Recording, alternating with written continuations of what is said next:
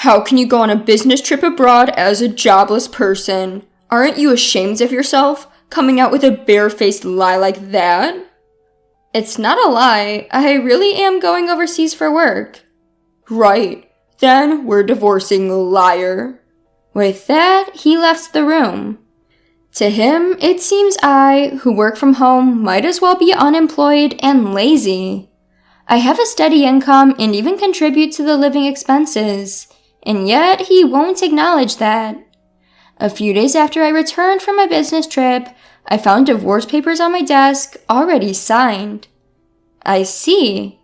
If he can't understand this far, there's no point being a couple, is there?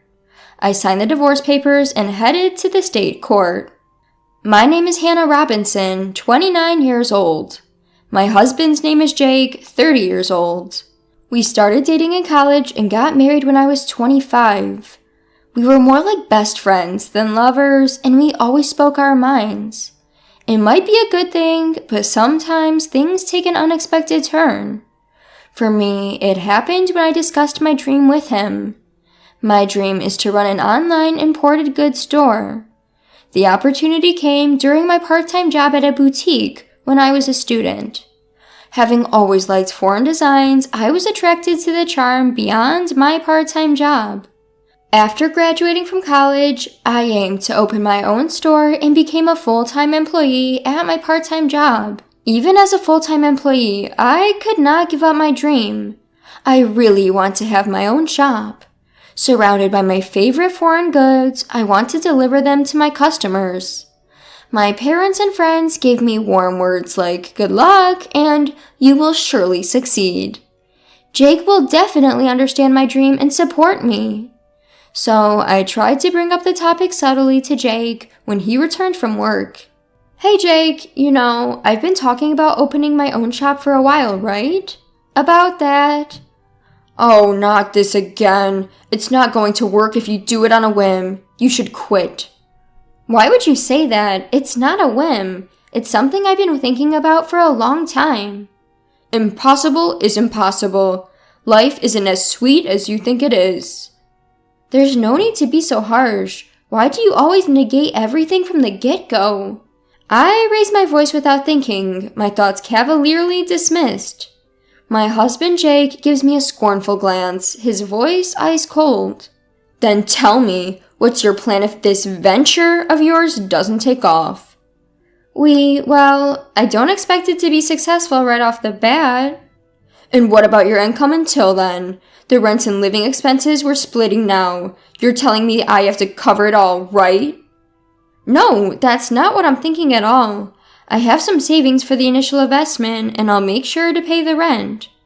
Oh, really? Then do as you please. But if it doesn't work out and you regret it, it's not my problem.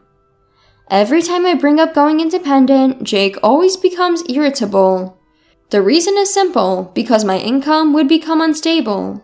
The import shop I work at is well situated, and we have a wide customer base, so we get many customers.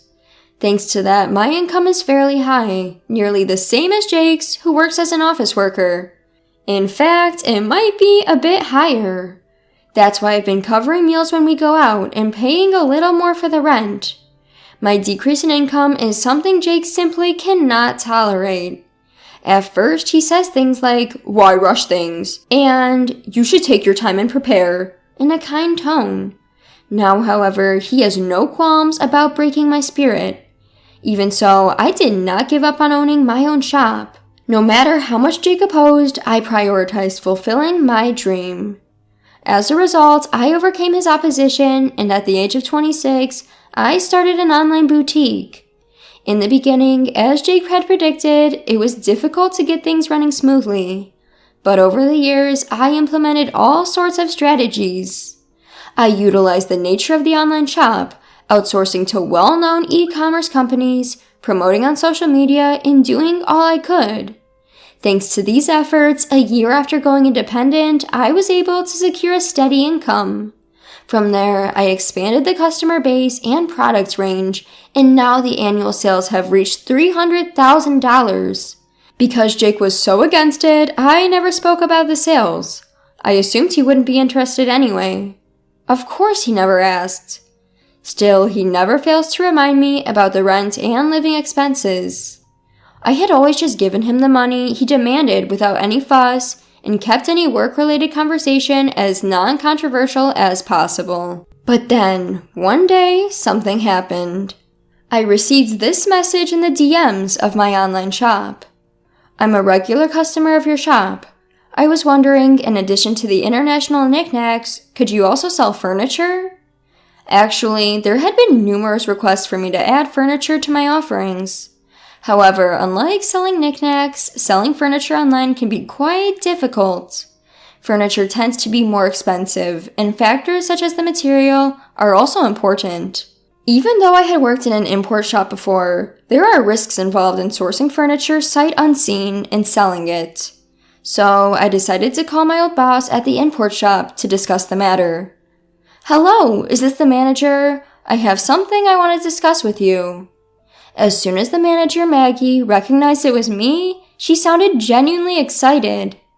Hannah, it's been a while. If there's anything I can do to help, just let me know. Well, I've had some requests to sell furniture in my online shop. Furniture? That sounds like a challenge. So, I was thinking of checking out the actual items before selling them. How did you source your items, Maggie? I see what you're saying. I can definitely help with that. Maggie, who had connections with overseas suppliers from before, offered to contact one of them and arrange for them to provide furniture to my online shop. Thanks to my long-standing relationship with Maggie, the overseas supplier was happy to comply. With Maggie's suggestion, I decided I would travel abroad to source the furniture. However, I couldn't just go abroad without telling my husband. So that night, I broached the subject with him. Jake, about the week after next, would it be okay if I was away for about a week? A week? Why so long? Well, you see, I might have to go abroad for work with Maggie from the shop I used to work at. Huh? Abroad? If you're going to lie, at least make it believable. What? My husband pointed at me, his expression one of mockery. You're going overseas for work. You're practically unemployed. What are you even talking about? What? Wait a minute. You know I run an online shop, right? This trip abroad is for sourcing items for the shop. So you think I'll just believe you if you tell a work-related lie? Are you stupid? Your little amateur shop. There's only so far it can go. Think what you want, but right now, our sales are decent and our customers are increasing steadily. This time, it was because of a customer's request. You're too persistent. Anyway, I won't allow you, practically a shut-in, to leave home for a whole week. With a beer in hand, my husband stomped off to the bathroom. A deep sigh unconsciously escaped from my lips. Why can't he try to understand? His reaction is too harsh, just because he doesn't approve of my work. But I can't just go abroad without his permission. I must persuade him at any cost. Although I was hesitant to continue the discussion, I couldn't ignore the issue. The next day, when my husband came back from work, I spoke to him again. Jake, about yesterday's discussion. Look, I'm tired. I don't have time to indulge in your lies. Lies? I'm only speaking the truth. An unemployed person going on a business trip abroad. You're quite good at lying. I'm not lying. I really have to go abroad for work. At that moment, as I grabbed his arm to plead with him, he looked down at me as if to mock me. Oh, really? Then liars get divorced. Divorced? What are you saying? You know, I really can't stand liars, especially pointless people like you who are always trying to show off your success. I didn't mean... Shut up. You just want to use a lame excuse to go on a vacation abroad. I bet your boss is a man too, right? Divorce. I'll make sure to demand property division. Saying this, he stormed out of the room. At that moment, a furious rage swelled up within me, making my veins pop. Who does he think he is? He looks down on me just because I work from home. He only wants to feel superior. Enough is enough. If he wants it that way, then I'll do as I please. From then on, I stopped seeking his permission for my actions and decided to go on my business trip abroad. 2 weeks later, as scheduled, I headed overseas with Maggie. We went directly to our UK suppliers where we inspected the furniture and accessories that I would sell in my boutique. Taking advantage of being abroad, I spent the last day sightseeing with Maggie and was able to enjoy some fulfilling days. That said, it wasn't all smooth sailing. My phone was filled with a barrage of messages from my husband Jake. "You didn't really go overseas, did you? Get back here right now. I'll forgive you if you return today. Time's up. We're getting divorced, you worthless woman." His every message filled me with irritation, but I didn't reply. I knew that any response from me would only escalate the situation. When I return, if he's open to it, we'll talk again. With that decision in my heart, I spent a carefree week abroad. The business trip was over, and I bid farewell to Maggie at the airport and set out on my return journey. Facing Jake was awkward, but I steeled myself and opened the front door. "I'm home!" The lights in the house were off, and there was no welcome back. As I headed to the living room, laundry was scattered on the floor, and there was no place to step. Used dishes and instant noodle containers were left as they were in the sink. In the midst of this, I glanced at the desk and saw a piece of paper. What is this? It was a filled-out divorce paper. Beside it was written roughly, "To the cheating, jobless woman. I'm ending things with you who don't even listen. Fill out the divorce papers immediately. If you want forgiveness, come here at my parents' house. Then I'll reconsider." Just reading the note, I could picture Jake's smug face. He probably thinks that if he wrote this, I'd rush to apologize. Of course I had no such intentions. I signed the divorce papers that had been left for me and headed straight to the state court. With no problems, the divorce was accepted smoothly. Next, I went to the real estate agent and requested to cancel my current apartment lease. Actually, the place I'm living now is the apartment I lived in when I was single. Jake moved in when we started living together because it was spacious enough. We had talked about moving to a bigger place once we have kids, but there's no need for that now. After finishing the lease cancellation, I immediately started packing up. The next day, I sent all my belongings back to my parents' house and scheduled Jake's belongings to be delivered to his parents' house. All the while, he continued to send me messages filled with absurd demands. "Stop being stubborn and come apologize now. You have until the end of the week, you hear?" And so on. Of course, I ignored all of them, and after emptying the apartment, I headed back to my parents' home. A week later, my phone had been ringing non-stop since morning. Even though I ignored it, it just wouldn't stop ringing, so I reluctantly decided to answer. Planning for this call to be the last, I pressed the answer button. "Hello?" He started shouting at me right off the bat. "What the hell do you think you're doing?" Taken aback by his loud voice, I instinctively pulled my phone away from my ear. I decided to record the conversation just in case, and then I spoke again. "What's the big deal? There's nothing left to talk about." "Don't mess with me. Why all of my belongings were delivered to my parents' house? I just got to the apartment and it's completely empty." "Oh, that? Well, I canceled the lease, so I had to get rid of everything, right?" "What? Canceled? How dare you do something like that on your own?" "On my own? The apartment was in my name. I can do whatever I want with it, can't I?" At this point, I had nothing left to lose. To me, his words had no effect at all. As I responded in a provocative tone, Jake showed his irritation. "Don't mess around. I don't give a damn about the lease. We were married, remember? I lived in that apartment too. You just went and canceled it on your own." "Married?" "Yes, damn it. Whether you cheated or not, we're still married. Canceling the lease on our apartment without discussing it with your husband. What the hell are you thinking?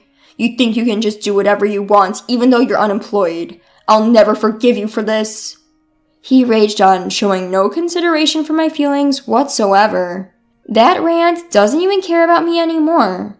I decided to let him know the truth. Sorry to burst your bubble while you're getting all fired up about not forgiving me, but we're not married anymore, okay?" "What? What are you talking about?" "I submitted the divorce papers you left behind, so we're strangers now. Why should I continue renting a place for a stranger?" "Hold on, you're joking, right? You're basically unemployed. You'd be in trouble without me." "What? Don't make me laugh. When did I ever say that? Caught off guard, Jake was at a loss for words over the phone. Seizing the opportunity to vent my pent-up frustration, I blurted out, "You've really looked down on me all this time. I'm not the unemployed or jobless person you think I am. I didn't cheat on you. I was traveling abroad for work to cater to my clients. If you can't believe that, that's fine. But just so you know, I'll never forgive you." Whoa, wait a minute. But your online store, it's not like the sales can just increase that. I've been working my butt off for the past 3 years. You don't know anything and didn't even try to understand, yet you keep making assumptions. 3 years? Just so you know, I've been making many times more than you. You looked down and belittled me. I don't want a marriage like this. You can live a miserable life on your own for all I care. With that, I hung up the phone, deleted his contact, and cut off all means of communication. It seems that he finally came to his senses and realized that many people are using my online store. He even heard about my success through mutual friends and once came to my parents' house, but I no longer have any intention of meeting or talking to him. Jake made the effort to visit my parents' house, but he was turned away at the door by my dad. Apparently, his own parents found out about his behavior towards me and kicked him out. Now, I heard he's renting an apartment near his workplace and just shuffling between home and work alone. As for me, I decided to live with my parents for a while. Thanks to my job, I can work from anywhere, which is a blessing. My parents' house is quite old, so I'm thinking of starting renovations soon. I'm sure my online store will continue to grow. Without having to worry about anyone else, I'm free to travel abroad whenever I need to. I may have a divorce on my record, but I don't regret prioritizing my dreams. I plan to keep working hard and return the favor to the people who have supported me.